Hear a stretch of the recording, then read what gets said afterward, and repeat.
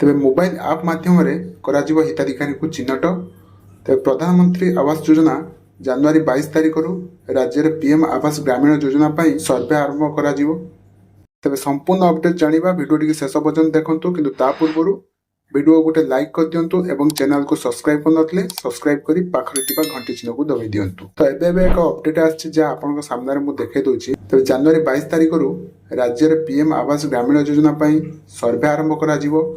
तेबे जो हिताधिकारी माने एई योजना बाद पड़ जाइछन सेमानको आवास प्लस मोबाइल आप माध्यम चिन्हट करने को राज्य सरकार जिला परिषद राज्य सरकार समस्त जिलापाल और जिला परिषद कार्यनिर्वाही अधिकारी को निर्देश जारी करछन्ती। आवास प्लस मोबाइल आप माध्यम हिताधिकारी को चिन्हट।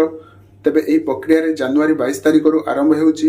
यार शेष तारीख मार्च 31 तारिख पर्यंत एई प्रक्रिया जनवरी 22 तारिख आरंभ होइची। मार्च 31 तारिख सुधा राज्यव्यापी चलिबो। एई प्रक्रिया जनवरी 22 तारिख आरंभ होइची एवं मार्च 31 तारिख पर्यंत राज्यव्यापी चलिबो। तेबे संशोधित सानी सर्वे रे जेपरि कोनोसी योग्य हिताधिकारी बाद न पड़ी जांती सेतिपई ध्यान दिबा दरकार। विभाग पक्षरु नवेम्बर 27 और डिसेम्बर 27 तारिख पर्यंत प्रधानमंत्री आवास योजना को नहीं एसओपी शर्तावली जारी करा जायछि।